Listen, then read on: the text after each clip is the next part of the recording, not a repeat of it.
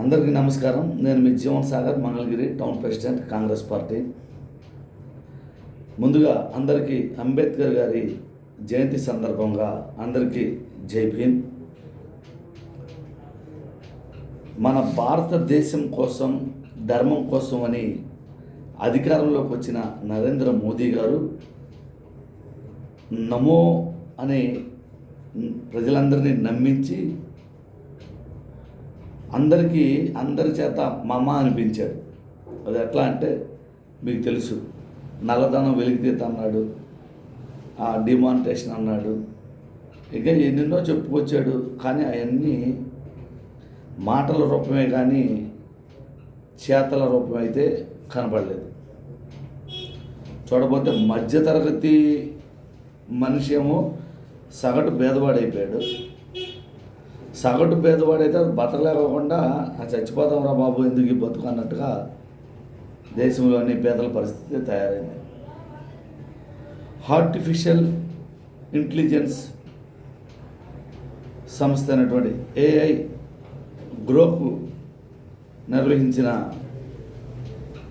ఒక మీటింగ్లో నరేంద్ర మోదీ గారిని చాలా దారుణంగా మాట్లాడిన ఒక ఫైనం. ఆ గ్రోక్ సంస్థ వెల్లడించిన పచ్చి నిజాల్లో ఒక నిజం, ఇప్పుడున్న భారతదేశంలోని జనాభా ఒక 5 నిమిషాల్లో పుట్టే పిల్లడితో సహా అంతర్జాతీయ బ్యాంకులో మన దేశ ప్రధాని నరేంద్ర మోదీ గారు చేసిన అప్పు 1,27,000 రూపాయలు. గుర్తుపెట్టుకోండి. ఈ విధంగా భారతదేశం మొట్టమొదటి ప్రధానమంత్రి నుంచి ఇప్పటి ప్రధానమంత్రి వరకు ఈ విధమైన అప్పు చేయలేదు అని చెప్పేసి గ్రోక్ సంస్థే వెల్లడించింది. మరి ప్రజలారా గమనించండి మీరు. మరి మన ప్రధాని నరేంద్ర మోదీ గారు ఎంత చాణక్యుడో, అమిత్ షా గారు ఎంత చాణక్యుడో, మన భారతదేశాన్ని అంతర్జాతీయంగా ఏ విధంగా అభివృద్ధిలోకి తీసుకొచ్చారో మీరే గమనించాలి. అయితే అంబేద్కర్ గారి జయంతి సందర్భంగా మంగళగిరి నియోజకవర్గంలోని ప్రజలను ఉద్దేశించి కాంగ్రెస్ పార్టీ ద్వారా నేను తెలియజేసే విషయం ఏంటంటే, 2019లో వైసీపీ ప్రభుత్వం ఘన విజయం సాధించిన 151 మంది ఎమ్మెల్యే అభ్యర్థుల్లో మంగళగిరి ఎమ్మెల్యే అభ్యర్థి ఆళ్ల రామకృష్ణారెడ్డి. ఈ ఆళ్ల రామకృష్ణారెడ్డి అనే అతను దళితులందరూ వైఎస్ రాజశేఖర రెడ్డి గారి మీద ప్రేమతో వైసీపీ ప్రభుత్వాన్ని అధికారంలోకి తీసుకొస్తే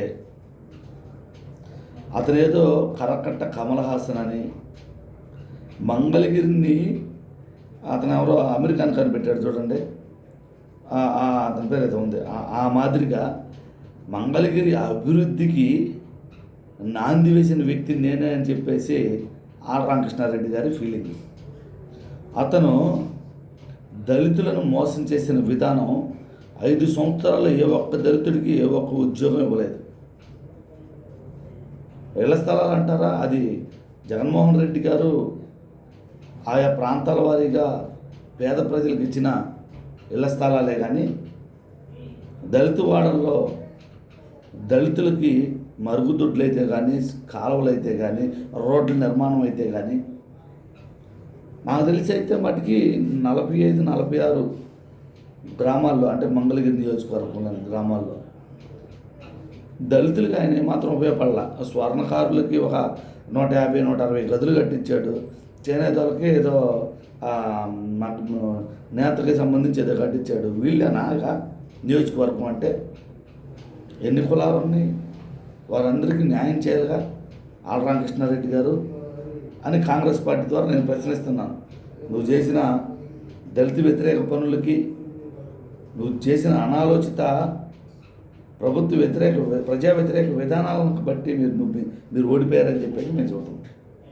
అయితే ఈరోజు అంబేద్కర్ గారి జయంతి వేడుకల్లో 2024లో 90,000కు పైగా ఓట్ల ఘన విజయం సాధించిన నారా లోకేష్ గారు, నారా చంద్రబాబు నాయుడు గారి కుమారుడైనటువంటి నారా లోకేష్ గారు, ఆయన పదవీ కాలంలో ఎమ్మెల్యే పదవీ కాలంలో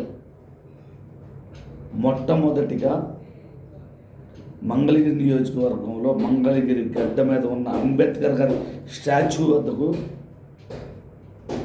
అతను వచ్చి కనీసంగా ఆ ఉత్సవాలను తిలకించి ఒక దండం వేయలేకపోయాడు.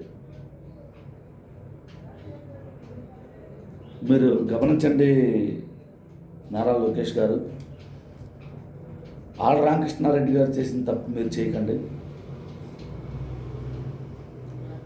కాంగ్రెస్ పార్టీ వైసీపీ ప్రభుత్వంలోని ఎమ్మెల్యేలు చేసిన పనులు టీడీపీ ప్రభుత్వంలో ఆ ఎమ్మెల్యే చేసిన పనులు నిశ్చితంగా గమనిస్తుంది. పార్లమెంట్లో మీరు ప్రత్యేక హోదా కోసం పోరాడిన తీరును కాంగ్రెస్ పార్టీ నిశ్చితంగా గమనిస్తుంది. అమరావతి రాజధాని నిర్మాణంలో మీరు చేస్తున్న జాప్యాన్ని కాంగ్రెస్ పార్టీ నిశ్చితంగా గమనిస్తుంది. మోడీ కాళ్ళ వద్ద ఆంధ్రప్రదేశ్ రాజధానిని, ఆంధ్రప్రదేశ్ భవిష్యత్తును తాకట్టు పెట్టిన జగన్మోహన్ రెడ్డి చేసిన దారుణమైన కుసంస్కృతిని కాంగ్రెస్ పార్టీ నిశ్చితంగా గమనిస్తుంది. 2027లో జమిలీ ఎలక్షన్ అయితే కానీ, 2029లో సార్వత్రిక ఎన్నికలైతే కానీ గుర్తుపెట్టుకోండి, అమరావతికి ప్రత్యేక హోదా ఖాయం. రాష్ట్ర భవిష్యత్తుకు, నిరుద్యోగ సమస్యలకు, మన రాష్ట్రంలో పన్ను రాయితీలకు, అనేకమైన సంస్థల పెట్టుబడులకు ప్రత్యేక హోదానే అపర సంజీవిని అని మీకు తెలుసు. కానీ మీరు అది తీసుకురాలేరు. 2029లో కాంగ్రెస్ పార్టీ కేంద్రంలో అధికారంలోకి వస్తుంది. రాష్ట్రంలో షర్మిలమ్మ సీఎం అయిన వెంటనే రాష్ట్రానికి ప్రత్యేక హోదా, రాష్ట్ర భవిష్యత్తు దిశ మారిపోతుందని చెప్పేసి ఈ అంబేద్కర్ గారి జయంతి సందర్భంగా మేము తెలియజేస్తున్నాము. జై కాంగ్రెస్, జై జై కాంగ్రెస్.